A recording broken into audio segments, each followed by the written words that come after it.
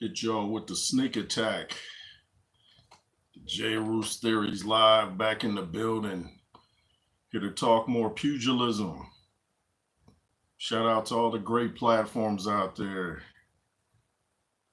Andrew Tucker World, Counterpunch Boxing News, your boy in the bunker, Showbiz the Adult, Boxing Wave, Mr. Boxing Today 2, Boxing on the Edge, Tony's Reviews. Shout out to Tony. We was live for a long time last night. We got into talking scripture, and then we just totally abandoned the boxing talk. I got some more stuff for you, Tony. There's a scripture in the New Testament says he said his name in the Hebrew tongue. Hebrew. It didn't say Aramaic. It said Hebrew. New Testament. Look it up. But anyway, that's more important than boxing. But here to talk about whatever you guys want to talk about today in the area of pugilism, my pugilism planet. I want to talk about possibly maybe Canelo and Crawford down the line. I know that there's talks of Crawford fighting Fundora. I think if that did happen, I think Terrence Crawford completely destroys Fundora. I don't know about Fundora against Spence. I don't quite know how that would go because we haven't seen any tune-up fights from Errol Spence since he lost big to Terrence Crawford. So I would assume, I mean, he must want to fight. He called out Fundora, but that doesn't mean that his body and mind is totally there yet. So I'd like to see possibly some tune-ups first. Of course, we talked about Joseph Parker and one of the greatest call-outs ever yesterday for Dillian White. And I thought that was just too funny, and it was just epic. Shout out to Joseph Parker. I'm an official fan now. Not a fanboy, but a fan. There's a difference. We can talk more Jake Paul, Mike Tyson. We can talk about classic fights, pretty much a free for all, whatever you guys want to talk about. Just hit me with your questions, comments, all that. If you wish to donate to the proverbial platform, my Cash App is $JRoos33. And of course, you know, Roos is ROOS. Some people still get mixed up and say Ross or, you know, because that's more common. But it's Roos. Roos. I'm about to let loose. You know what I mean? But I know Teddy Atlas doesn't seem to hold Canelo in high regard. Neither does Andre Ward. But there are a lot of, you know, boxing people out there that do hold Canelo in high regard. And I think he's a great fighter. I just think he can't beat Terrence Crawford. And everybody that thinks he's too big, I don't think so. I do not think so at all. Both guys have sparred with heavyweights, and I know people say, well, that's not a real fight. It's still a form of fighting. So, and Terrence Crawford walks around at like 180, maybe even 190 right now. He's looking real diesel, and it's all muscle. And I could see him fighting in the 160s easily because you don't want to drop too much weight to where you're depleted of energy. And, you know, you just don't want that. Shout out to the wifey. Shout out to you. And you just don't want to lose too much weight to where you're depleted of energy. That's why I was saying about, you know, Tyson Fury. He looks great, but is he getting too thin? Something I've seen before in the heavyweight division. Going way, way, way back to Riddick Bowe versus Galata 2. Riddick came into the ring looking more emaciated than I'd ever seen him, his legs and everything, and he was falling all over the place. And it didn't take long. He just didn't have his legs under him. It seems that he just gave the appearance that instead of training hard, he just starved himself. And that's not training. I mean, starving yourself is not going to give you the energy you need on fight night. And I don't know if that's what he did, but that's what it looked like because it didn't look like muscle. It just looked like he didn't eat for a while. And I guess that was a nice little trick to put on to the audience. Like, see, look at my new body. Is that from training or just not eating? But so I'm wondering, is Tyson Fury losing too much weight? And I don't want Terrence Crawford to, if he's walking around at 180, I don't want him to, you know, try to make 154 again. I mean, that's a 1-4. What was that fight at? Was it was at 147, wasn't it? And they were talking about rematching at 140. Yeah, he can't. That's a lot of weight loss. And if you're pretty much all muscle to begin with, where are you losing the weight from? You don't want to burn any muscle trying to make weight. So it's an interesting topic. That's why the best fighters always stay in shape outside the ring. And Terrence Crawford might be around 180, but it's an in shape 180. He didn't, go hit up Krispy Kreme and put on the 180. So it's all about how you live outside the ring. And I don't think a lot of American fighters today understand that how you live outside the ring can determine your success in the ring. I don't think they put two and two together. They go and party and live wild and then wonder why they get stopped and knocked out and nobody's ringing their phone to make a fight happen. That's just my thoughts on it. But yeah, I didn't put out once again. Sometimes I put out notifications that I'm going live. Other times I don't. Today I didn't because I was trying to think, should I put out a video or go live? So I wanted to go live just to chop it up with the people out there, the Pugilism Planet, see what's on y'all's mind, let you know what's on my mind, and things of that nature.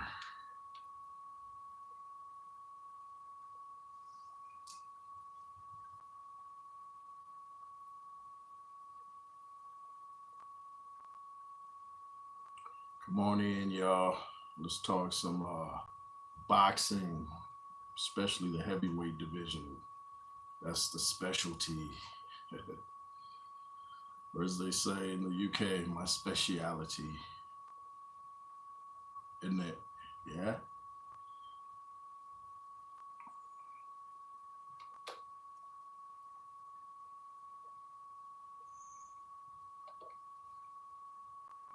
Oh, I'm hearing oh, wait, let me read this comment real quick.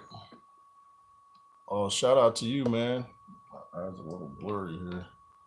Looks like AJ is fighting for. Man, my eyes are so blurry. Fighting for winner of Hergovich Dubois. That and there's a rumor that Wilder's next fight is either Charles Martin or Zhang. Oh man, thanks for that, man. Shout out to you. I hadn't heard the Charles Martin rumor, but I actually think that would be a better matchup for Deontay coming off that big loss to Parker. I think Martin would be a better. I think he has more of a shot at pulling that off than he does fighting a big southpaw like Zhilei Zhang.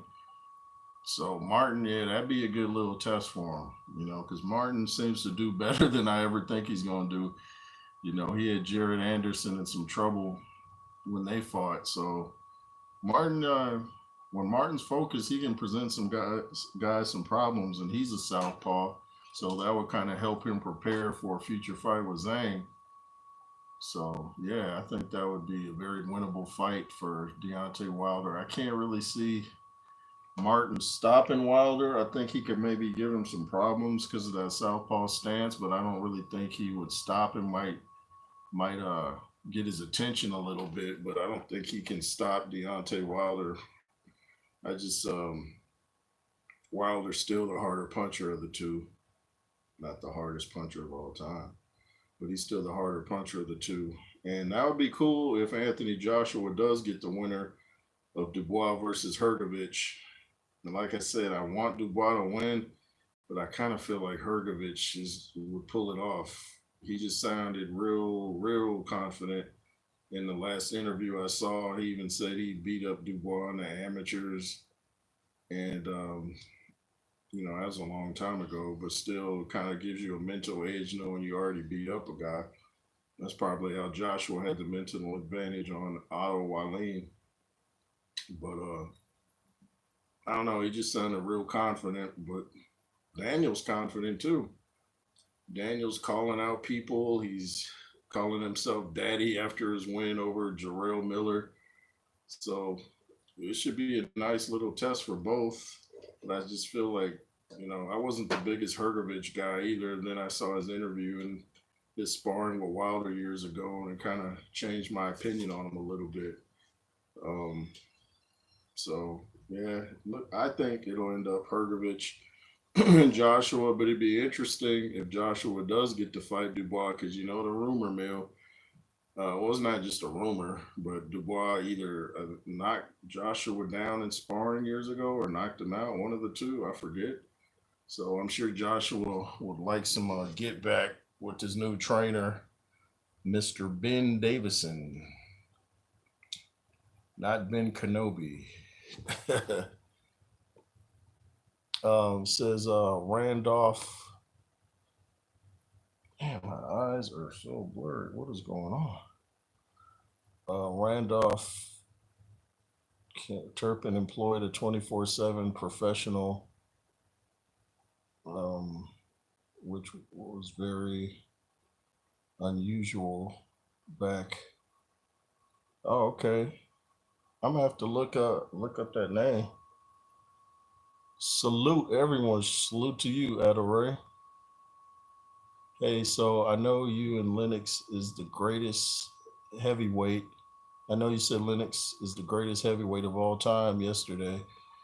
I can't argue more, but where would you place Holyfield? Top 5 or top 10 or neither? Yeah, I definitely place Holyfield right in there in the top 5.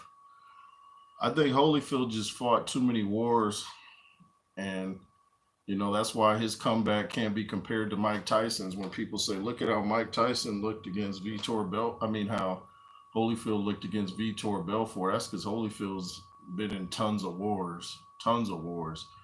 3 fights that were brutal with Riddick Bowe, fought James Toney, Lennox Lewis twice, went 12 rounds with Lennox Lewis twice. So that's a lot of punishment. So I think Holyfield's great. I just think he hung on so long that people tend to remember his last fights rather than his early career when he was beating people up and knocking people out, especially as a cruiserweight. That dude was knocking people silly. So, but yeah, I got Holyfield in my top 5 easily. Yeah, he's definitely in the discussion. Definitely.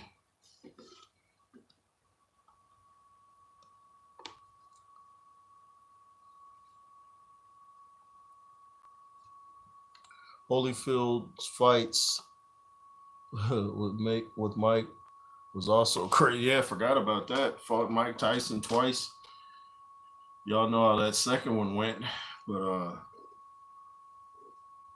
I wouldn't. But out of all his fights, that wasn't even so much a war. That was almost a one-sided fight for Holyfield. It's like he survived a little bit of onslaught from Tyson, and then he was almost a bully in that fight. It's like he was showing Mike he was the stronger guy. I remember, if you go back and look, there was a point, I think it was somewhere around round 8, where Holyfield had Mike kind of in the corner and he pushed him and he said something to Mike. And I think that guy that Mike said, he like pushed him and you see him say something like.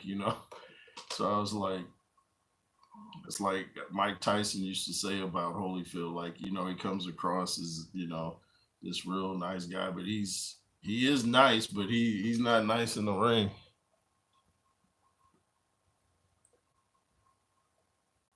Evander Holyfield versus Michael Spinks. Who would win? Oh, I got Holyfield. Holyfield big time. Holyfield's just too strong for him. Spinks had high activity and he had a pretty good jab and he throw a lot of punches, but Holyfield's just too much for him. Too big and strong. Holyfield kind of represented a different era of heavyweight, like the real athletic looking heavyweights. And Michael Spinks is kind of coming from that old era where they just kind of did road work and not too much. They did strength and conditioning, but it was a little bit different. Holyfield brought some under. I think Holyfield's an underrated puncher. People think because he came up from cruiserweight that he couldn't punch, but you see, he laid Riddick Bowe down. Matter of fact, I think he was the first one to lay Riddick Bowe down. And if he had enough energy in that third fight, he could have very easily won that fight because Bowe was in serious trouble. He fell like a tree. So yeah, great question though. I got Holyfield in there definitely. You very rarely saw Evander Real Deal Holyfield in a boring fight. You rarely saw that.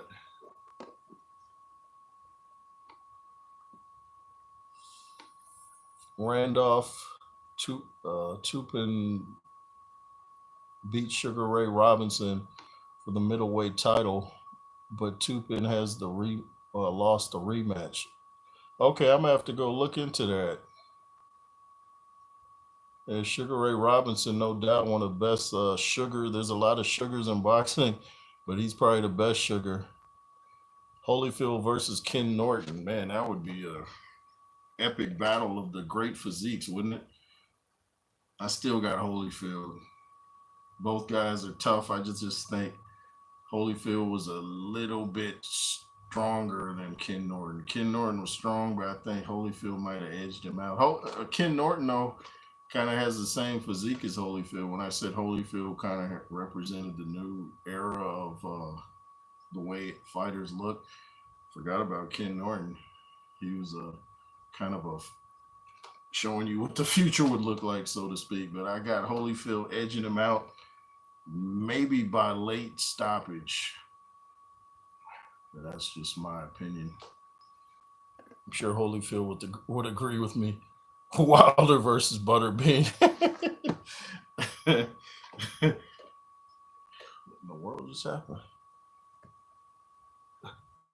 Wilder, Wilder versus Butterbean. Definitely got Deontay Wilder in that one, man.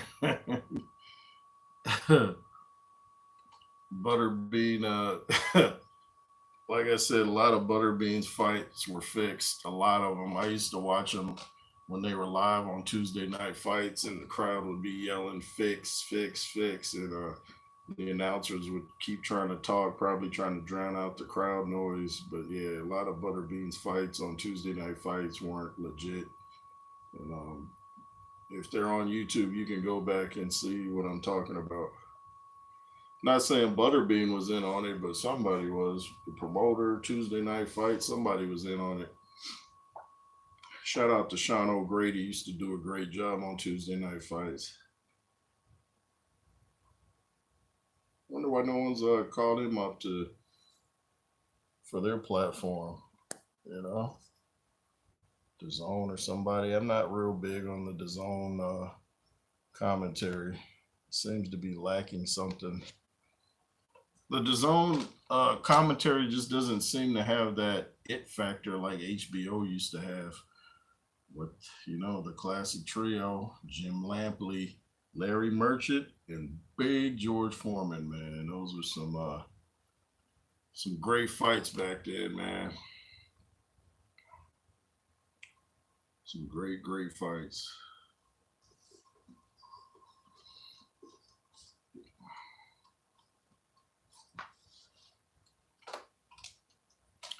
That Holyfield Foreman fight was so exciting when Holyfield hit Foreman with all like them seemed like 20 or more unanswered punches.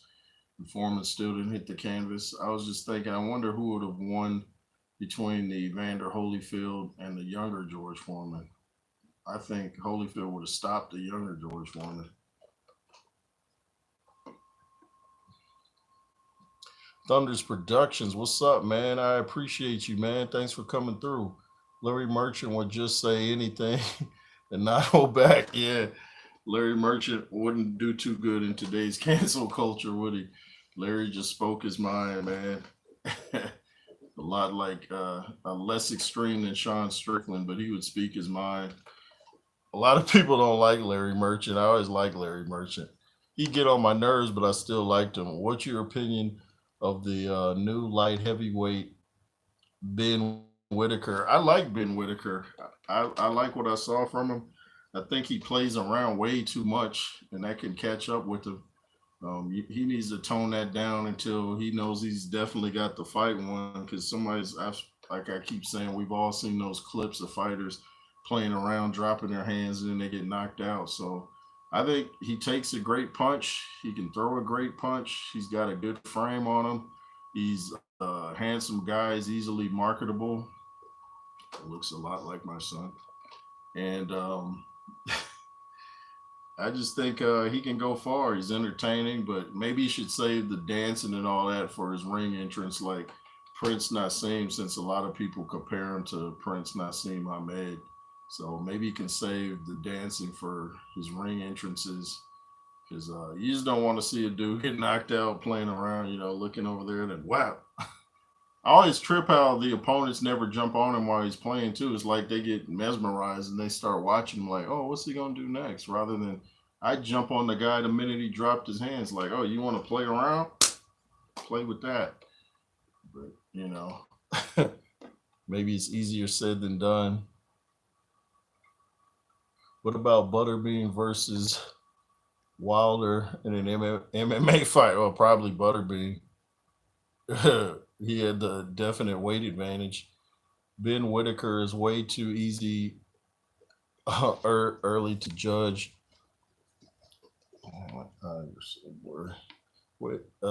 He has skills, durable, technical, but let's see how he gets on when he moves up in competition. Yeah, that's what I'm saying. Yeah, that's a great assessment. We got to see how he does against a better quality. The guy he fought was pretty good though. Evander Holyfield versus Ernie Shavers, the battle of Alabama heavyweights. Actually, Holyfield was from Atlanta, but I got Holyfield. How do you think a prime Corey Spinks would do in this era? It's like I remember Corey Spinks, but I didn't watch enough of him to really say. I forget about Corey Spinks. Yeah, I didn't see enough of his fights to really make a proper assessment on that. Yeah, but the Spinks name is like royalty in boxing. He was undisputed. Oh, okay, so he's undisputed. So yeah, I would have to watch more of his fights to really speak on it. I don't want to just throw something out there not knowing what I'm talking about, like a lot of other YouTube platforms. But yeah, Ernie Shavers and Holyfield, man, yeah, that would be some interesting moments. Holyfield might get rocked in that fight too, but he's the more talented fighter of the two. Butterbean also had plenty of MMA fights. I don't know how Wilder would do in an MMA fight. I don't think Wilder would do good at all in an MMA fight. He couldn't even really, deal with the weight of Tyson Fury being put on him. So, and then those little stick legs are not gonna hold up well to kicks, and especially if he fought someone like John Jones. Evander Holyfield was born in Alabama, and but he grew up in Atlanta, Georgia. It's like I was born in Virginia, but I didn't really spend no time there. But I see your point. Battle of Alabama. I still would have Holyfield stopping Ernie Shavers. Too skilled, way too skilled, and like I said, Holyfield's punching power is underrated. For him to knock down a big dude like Riddick Bowe, that takes some power. Riddick Bowe is what, like 240, upper 240s, I believe, in that fight. That third fight with Evander Holyfield. The Wardley Clark fight reminded me a lot of Bo Holyfield, the first one. I was watching Wardley do an interview today, and I guess Clark is saying that Wardley's people were thinking about throwing in the towel and stopping the fight at some point because he was bleeding so bad. And he said that's not true. He said at no point were they thinking like that. He said it's just a simple cut on the bridge of his nose, but the Vaseline and sweat was making it look worse than it was and really had him leaking bad. But he said at no point were they thinking of stopping it. I don't think I've ever seen a fight stopped on a nose issue. Cuts on the eye, yeah. Remember that hematoma that Hasim Rockman had from the headbutt from Holyfield? That definitely should have been stopped. That was scary looking. I haven't seen anything like that before or since, but it's rare to see a fight stop from, bleeding or a broken nose. That kind of just comes with the sport, no matter how bloody it gets. It's a blood sport. So it was a good call from the ref and the doctor not to stop that fight. It would have prevented us from seeing one of the best heavyweight fights I've probably ever seen in modern times, especially. Both guys were taking tremendous shots and still staying on their feet. So you gotta enjoy that and respect it.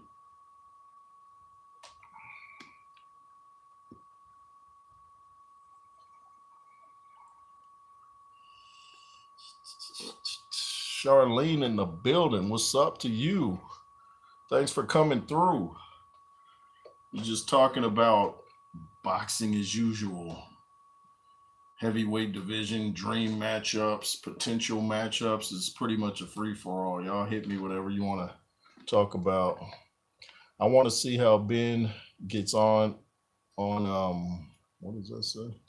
Against a pure boxer. So far has been fighting guys with some same style, which is fine. It's only his sixth or seventh fight. Yeah, he's a new jack to the sport. I don't know how long he was boxing in the amateurs. I haven't looked into his amateur career, but he looks like he can even with his frame looks like he can even put on some pounds, and once he conquers this division potentially maybe he can move up or something. He's a light heavyweight, isn't he? But the more you move up, you got to make sure you got the chin to take the punches from the bigger guys. That's for sure.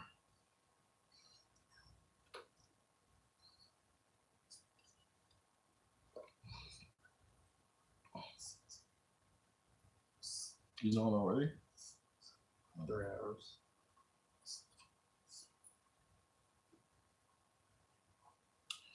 But it was kind of nice to watch. I can't, no matter what the critiques are of Ben Whitaker, you can't deny he's entertaining. And I don't want him to be entertaining at his own expense, dancing around and then gets himself hurt. Because then he's going to feel kind of silly, like, man, I didn't have to do all that.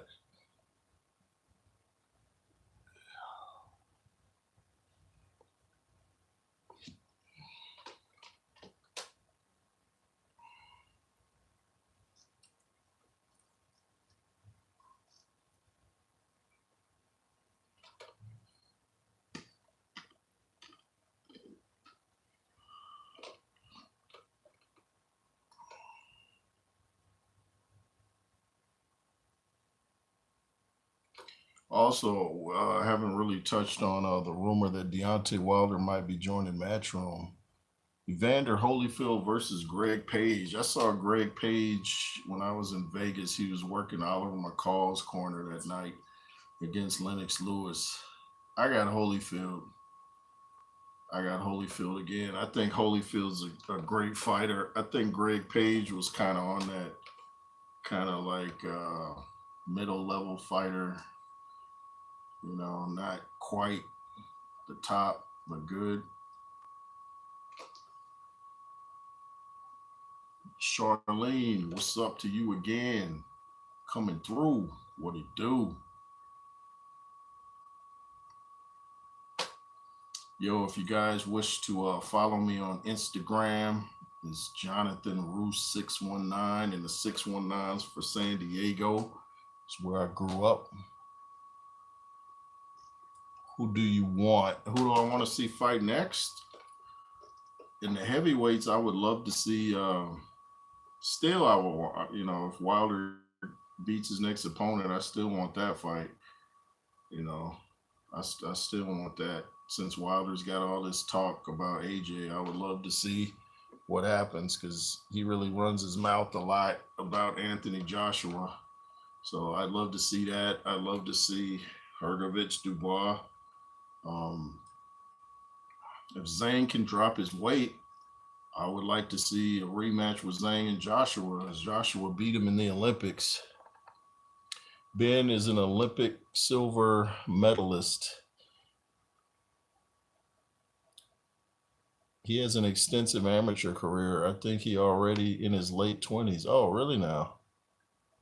Really? Who do you want for Babbitt? Yeah, he's an interesting guy, not a real big heavyweight. Maybe he should fight someone like Richard Torres Jr. That would be a good test to see where both guys are at. Richard Torres Jr. coming out of California. So I think that would be a good little test for Babbitt. I forget about that guy until I see him. Like Michael Hunter. I always forget about Michael Hunter until I see him give a pretty interesting interview. I'll be like, oh yeah, Michael Hunter. That might be a good test for Babbitt. Michael Hunter, I think, had a fight like maybe last Sunday. I didn't see one. Oh, shout out to my dude Vlad Sarenko had a fight the other night, and he won. I forget which round, but he won by KO. So shout out to my dude, Mr. Vlad Sarenko. So that puts him at 20 wins and 17 knockouts. And I think it might have been round 4, but don't quote me on that. Somewhere around there. Vlad Sarenko. Look for him coming out of the Ukraine, now living in America. Vlad Sarenko.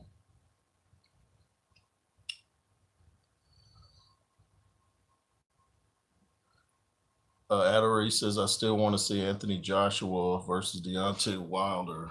Yeah, I want to see that too.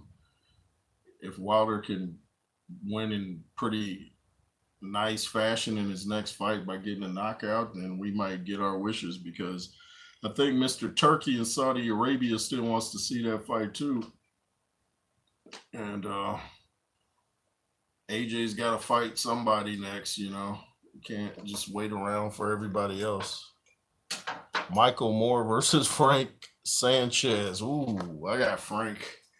I like Michael Moore. He just he had a great jab, and he would do something I don't see. He'll jab and then do an uppercut like right after. And I always like that. But his chin wasn't the best. So I got Frank Sanchez. I think Frank's boxing style would annoy Michael Moore. I got a lot of respect for Moore, though. Nobody really talks about him, but he always seemed reluctant to fight. Like he really didn't even want to be a boxer. It seemed like Teddy Atlas mentioned in his audio book about all the trouble he had working with Michael Moore. But they're cool now, They're cool now. They won the titles together, so. But Michael Moore just seemed like one of them dudes that, like, he was boxing, but if he could do something else, he would have preferred that. So you got to understand there's a lot of distractions out here in America where if you don't have a relationship with the Most High, it can throw you for a loop and you end up in all kind of crazy foolishness. So there's way too many evil traps out here waiting for people that don't know what's going on. So I think that's what's happened to the American heavyweight, and we're kind of seeing that the American heavyweights are no longer what they used to be. That was a topic I covered the other day. Oh, you said Michael Hunter. Oh, okay. I said, yeah, you did say Hunter. I said Moore.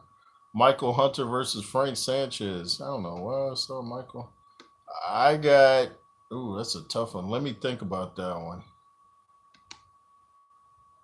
Men's local to me. Oh, okay. When he was in the Olympics, even my repairman was talking about him. Oh, okay, that's pretty cool. Hey, shout out to you, American heavyweights are all playing basketball and football. And who could blame them? Yeah, that's a good point. That's a good point. Yeah, they're all moving to team sports, getting them big checks. You say you got Sanchez? Yeah, I think I might too, just because Michael Hunter hasn't been really active, and he's fighting dudes in Mexico now. I'm like, aren't you kind of past that at this point? So yeah, I think I got Frank Sanchez by decision, not knockout. But I think it would be a closer fight, maybe a split decision. But Michael Hunter's, talented. He just has to stay consistent. That's the problem with heavyweights nowadays. They don't want to mix it up.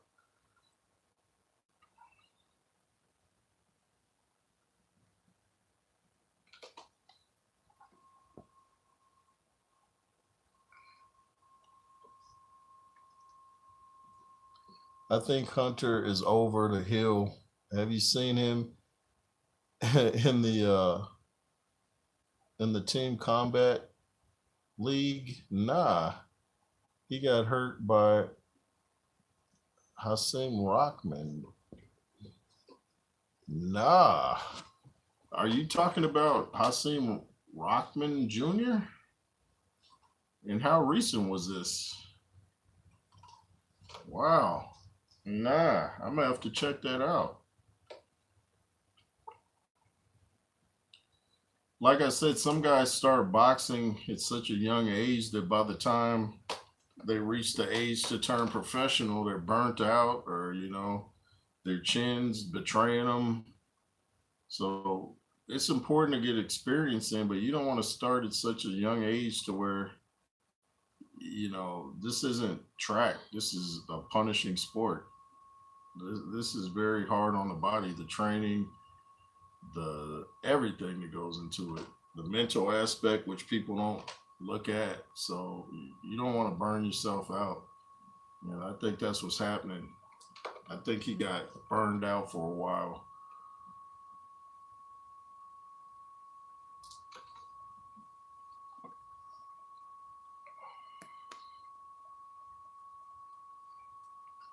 Hold on, I'll try to find the video for you. Okay, for sure. Yeah, Rockman Jr., this was sometime last year, I think. Wow, that recent, huh? He got hurt by Hasim Rockman Jr.? Wow. I wanted to see Hasim Rockman Jr. fight Jake Paul, but you notice that didn't happen. Why is that, Jake? Real boxer? You don't want too much of that, do you? Don't pull out of the fight with Mike now. Remember, Mike is in his late 50s, and we all know what that means. So don't pull out now. I don't want to hear any mysterious injuries or see any cuts appear out of nowhere. Search Hunter versus Rockman Jr. It's like 2 minute 30 clip. Very, very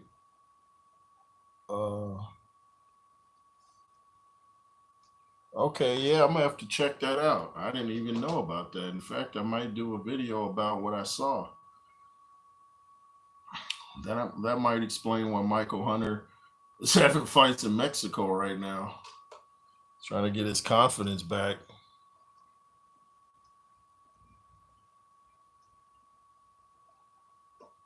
Very, very end of the fight. Okay. Michael Hunter is going to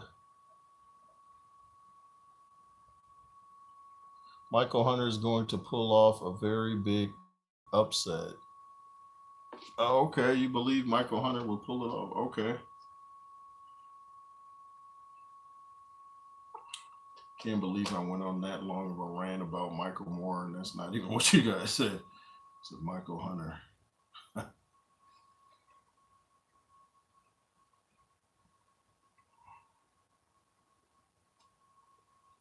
Yeah, Frank Sanchez at some point, after he fought F.A. Jagba and beat him, I think he should have stayed fighting top guys. It's like he went back to fighting like dudes I never heard of. He fought Junior Fall.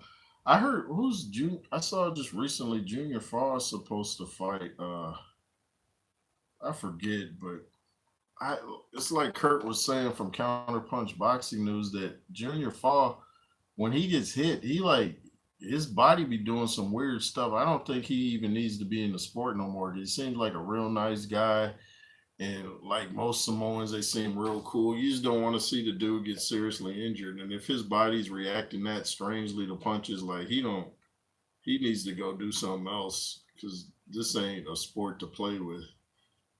And I forget who Junior Fall's fighting, but yeah,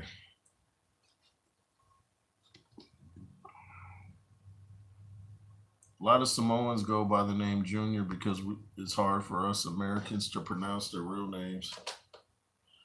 Junior Seau, who played for the Chargers. Uh, there's another Junior.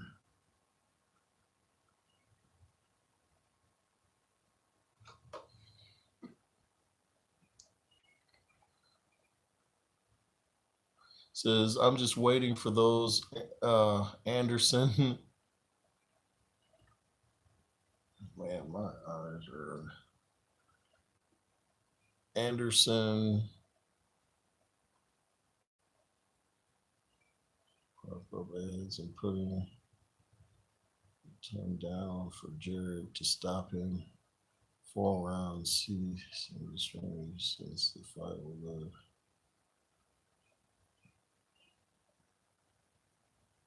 like the George Arias fight.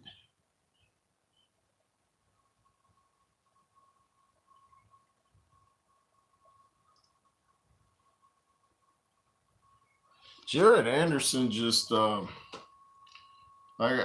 talked about him a lot. I thought he was going to be one of the next upcoming heavyweights, and he just, you know, I don't know if he's been watching too much American Gangster, New Jack City, Boys in the Hood, Menace to Society, or what. But this dude just seems like he don't know if he wants to be a street dude or a fighter. The pressure seems to be getting to him. Roy Jones tried to come in and play, a counselor, and I don't. Obviously, that didn't work out well enough because it didn't stop from Jared from getting into his little street problems. So I hope he can get it all together because he'll look back someday and he'll be like, "What just happened?" It's the mental, yeah, exactly. Watching too much of that New Jack City stuff, yeah, man. Are you using StreamYard? Yeah, I need to learn how to use StreamYard so I could bring some of you guys on. Ray Mercer versus David Tua would be a very yeah. I got David Tua in that if they fight. Yeah, I got David Tua. Ray Mercer, great chin, but David Tua, great chin, and plus he hits harder than Mercer. I think Mercer's jab might get on Tua's nerves until he probably stopped Ray with a vicious hook out of nowhere. But yeah, that would have been a great fight. Yeah, I was trying to figure out StreamYard a while back. I gotta figure all that out so I can have you guys on the stream and hear your voices and see what everybody looks like if they choose to show themselves.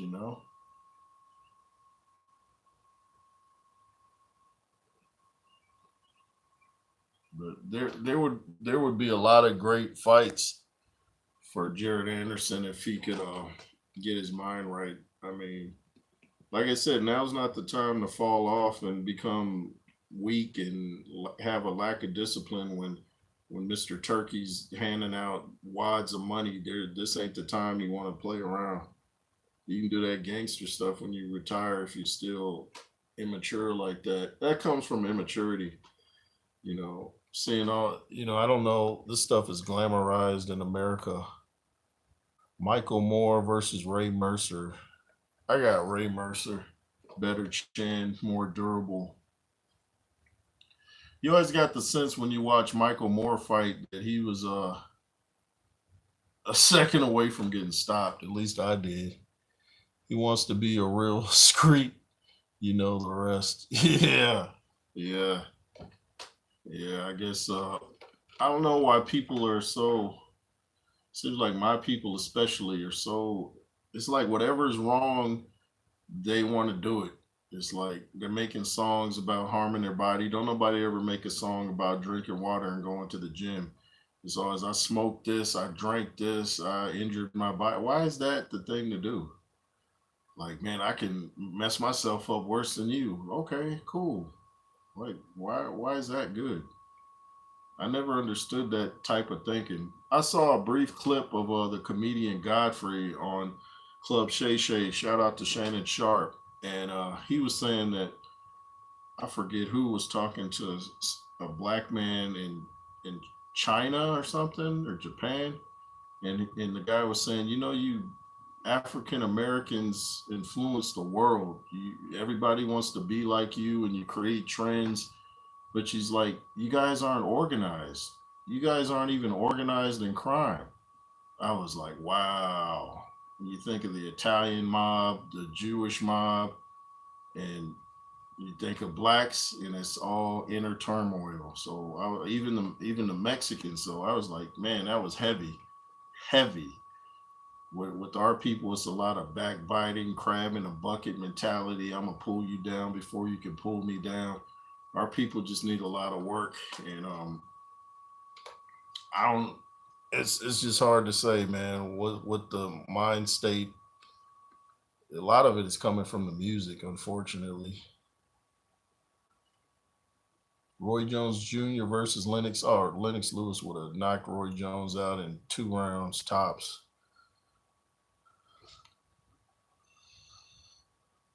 He says, laugh out loud. You're right. No one makes a song about drinking water and going to the gym. Facts. Yeah, why is that? Why is that not popular? Like, I can look healthier than you. I can lift more than you. So as I can jack myself up and I'm gonna make a song about it. Okay, man, that's great and all. Like you look, most of these rappers that talk about all the drugs they do, they look like it. And then you got some that talk about it and don't do it, which is crazy too, because it's like you have the sense to not do the drugs you're rapping about, but you want to project out to your younger audience, which is detrimental and foolish. Like, I'm not gonna do it, but I'm gonna act like I can, and you can do it. I think one of the worst rappers out there is Kevin Gates. That dude is a complete. Let me, yeah, but Kevin Gates, that dude's mind is like fried, fried without the Kentucky.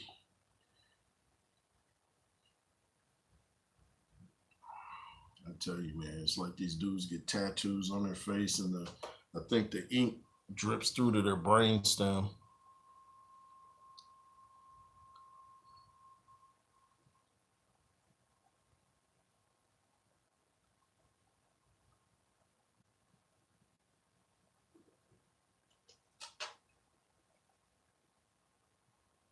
Says I want to see Joe Love in that picture. He had a really good KO against that Jack Johnson look-alike.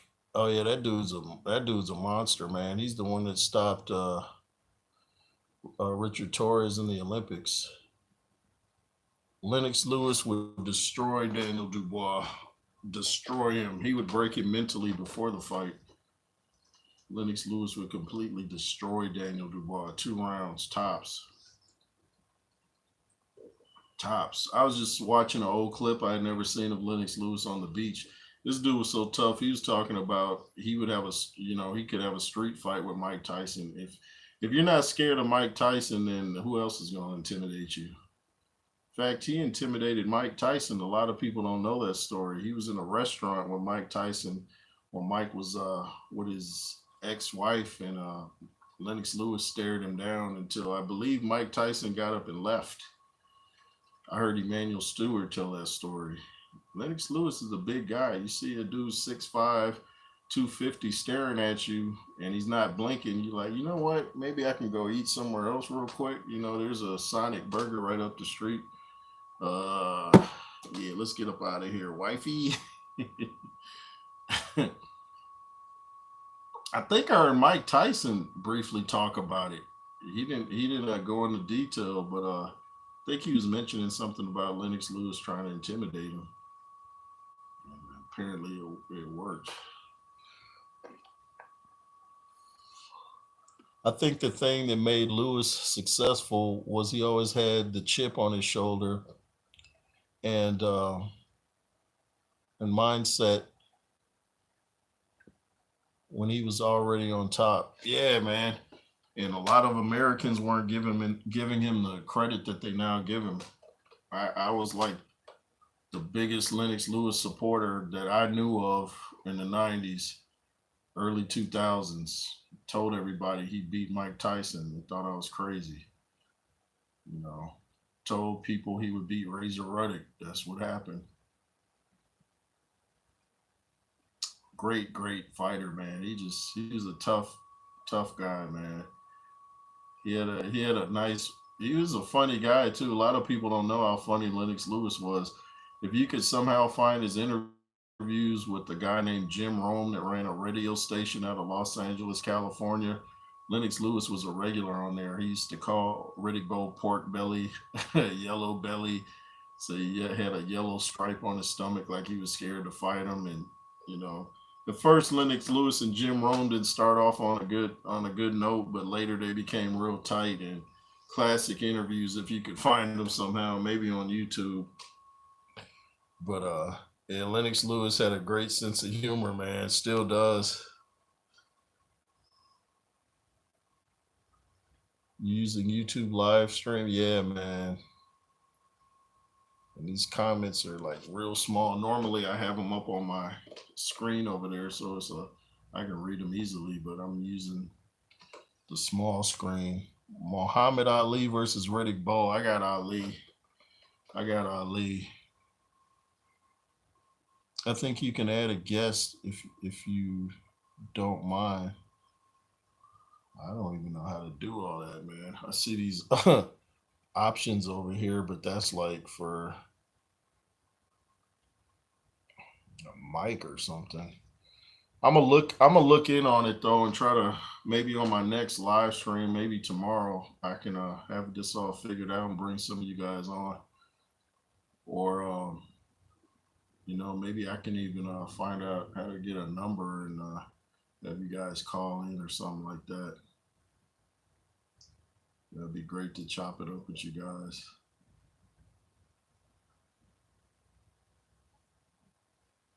Chop it up with the Pugilism Planet. The boxing is back in a big way, man. Said many times, boxing had a great 2023. It looks like we're going to have a great 2024, man. It's already starting off big. Joshua Ngannou, Wardley versus Clark. I think there should be an invite.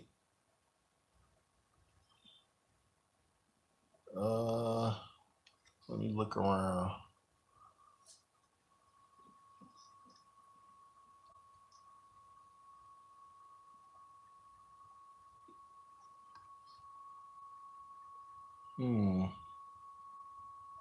I'm gonna figure this out for y'all. I'll figure it out.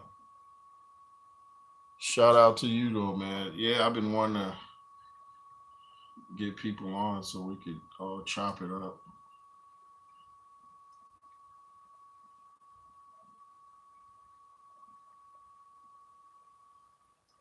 But I'm curious about that Michael Hunter Hasim Rockman Jr. I didn't know they ever fought.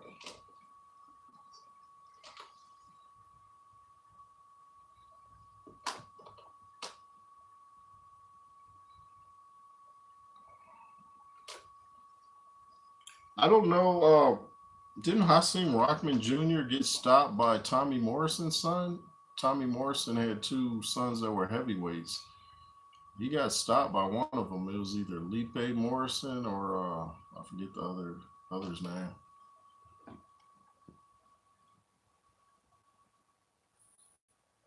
I have to go. See you soon. Hey, man, I appreciate you coming through. Thanks for coming through, man. I really appreciate it. Little Bullet in the building. Knows his boxing. Appreciate you, man. Hope you have a great night.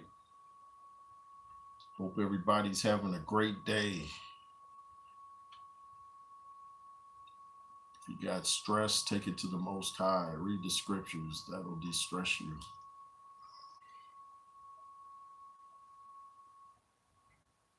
That's what I do. When I start to feel stressed, I read the scriptures and it calms me down. I don't have to do that. That don't do nothing but make your situation worse. And it ages you too.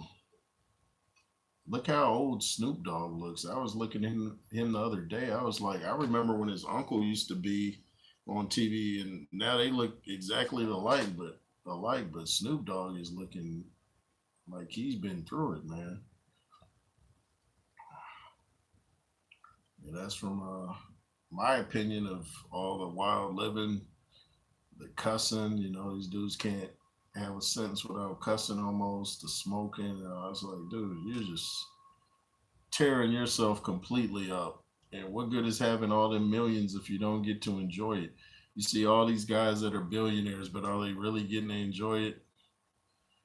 I'd rather be middle class and at peace than rich and have turmoil. And these guys got to constantly look over their shoulder and watch where they go. He says, yeah, he did, I think, a couple years ago. I think it was Trey Lipe. Oh, okay. Yeah, he got stopped. I don't know if Tommy Morrison's sons are still fighting. Tommy Morrison, I think, was a great heavyweight. Ika Ibuchi, in this era of heavyweights, I think he would do great. I think he still would do great. But that argument. Oh well, he's had another birthday. I think Ike would do great. He stayed in shape. He can punch. He had a great chin, and I think he would do great. Malik Scott come out with more excuses today. Oh, did he? Malik Scott came out with some more excuses. I got to hear that. And the thing I noticed about Malik Scott, even my wife, who doesn't even really follow boxing, excuse me, she was listening to an interview with me that Malik was doing, and it sounded like he was like throwing Deontay under the bus. Usually the trainer will be like, "Hey, I'm to blame. I came up with the game plan. It was my fault." Just to kind of, you don't want your fighter to start feeling like he's trash. But it's kind of like he was almost acting like I was telling him the right things to do, and he just wasn't doing it. It's like, wow, you might find yourself out of the camp because Deontay wants some yes men around him, and you're going against the grain. And being a yes man in camp and then a no man behind his back, he might be like, you know what, Malik? Your services are no longer needed, homie.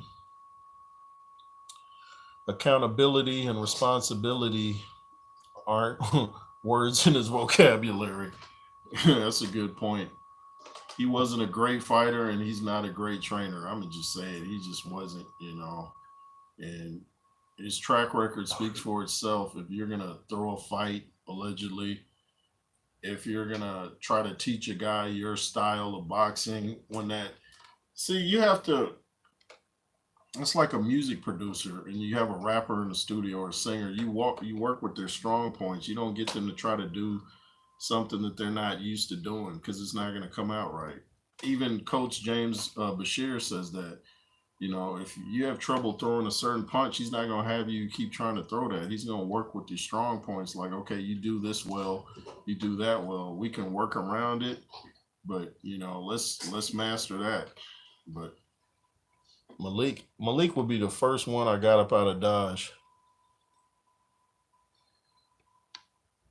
What's weird is a lot of people in the UK, like, who are knowledgeable, actually give. Man, my eyes are tripping. Give him airtime and respect him, which is insane to me. Malik Scott, man, maybe they just don't know his history.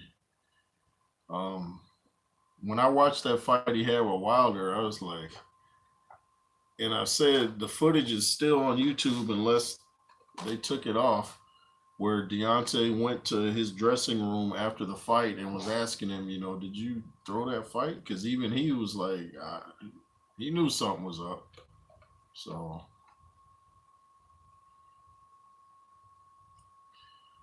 yeah, it would be cool if I could get Malik on. I'm pretty sure he wouldn't be ready for that, though. No. I'd be respectful and nice to him, but I would ask the tough questions. I'd be like, what happened on that night you fought Deontay Wilder? Why are you trying to teach him a different style that you see is not working? Why do you keep throwing your fighter under the bus when you're the trainer? Those are some questions for you, Mr. Scott. Mr. Scott, Mr. Scott, what you gonna do to make our dreams come true? Episode of The Office, Steve Carell.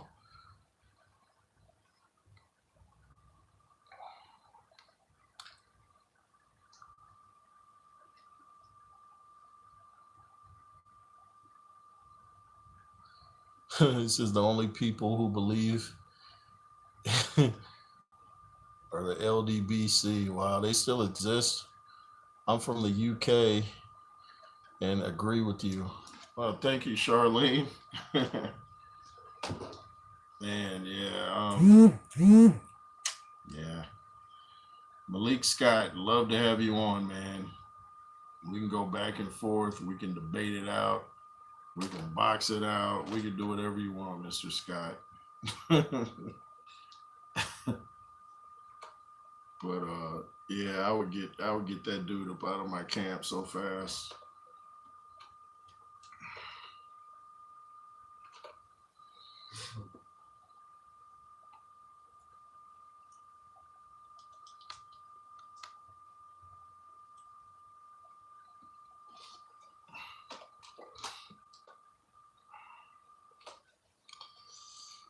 Georgia plus Alabama equals should join forces and become one state. I know, huh? I tried to get Harold's. What name was that? I tried to get Harold Scanners on the apparently on. Hold on. He's apparently a wellness coach in Vegas. He has a LinkedIn profile. I know that name, but it's not. I'm trying to think who that even is. Another name. I got so many names in my head. Next time I come on, I'm gonna have the hopefully the background on so I can read these comments a little bit easier.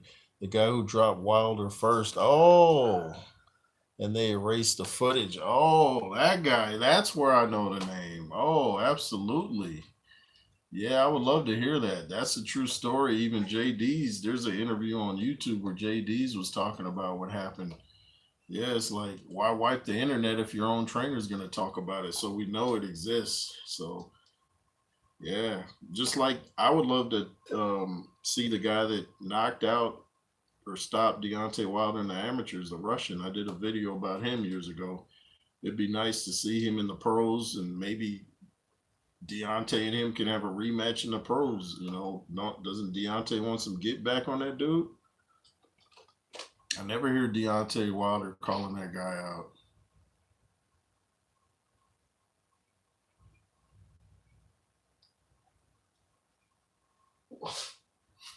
What are you laughing at? He's watching. Me? Shout out to you, Mr. Eppenball. We got Ryan in the building, y'all. Ryan is in the building.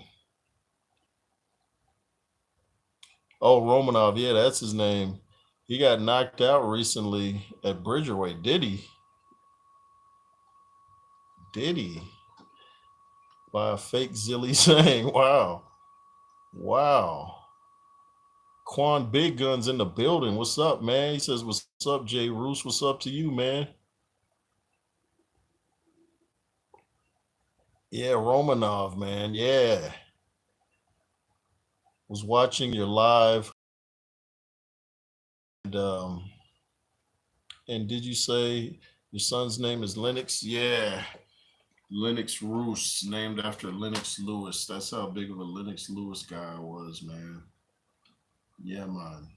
Even grew dreads. I had dreads down to my waist point, and had them for 19 years. But I lost a lady that kept them neat, so they were getting kind of messy. So I was like, eh. Right when I cut them short, I was like, why'd I do that? And then I cut them off. I said,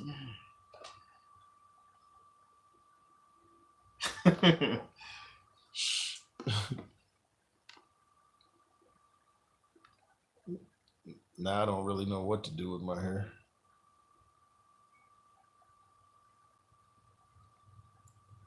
Says that's cool. I appreciate that, man. Yeah, my son's quite the athlete too. Getting letters for colleges to play baseball. My thing is, what are they gonna say when Wilder hit Zhang with the right hand and nothing happens? Laugh out loud. Yeah, Zhang will probably laugh out.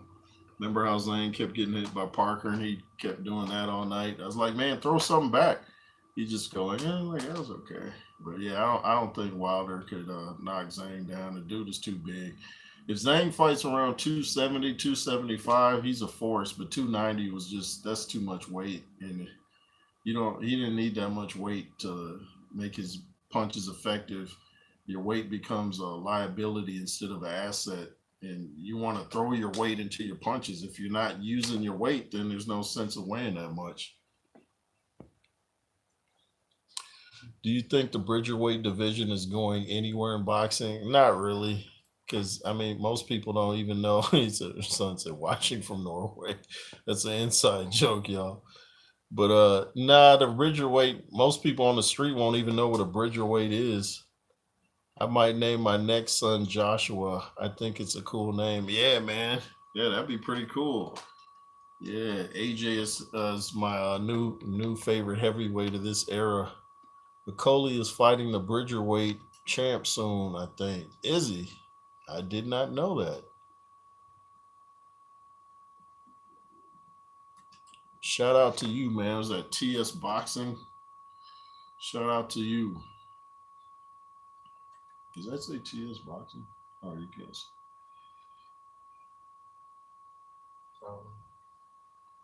But yeah, man, I have to check that out. But I guess I'm gonna go on and get out of here, and try to chill out for the rest of the night. Do my second workout of the day.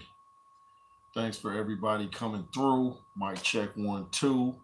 You know how I do. Welcome to the Dago Zoo.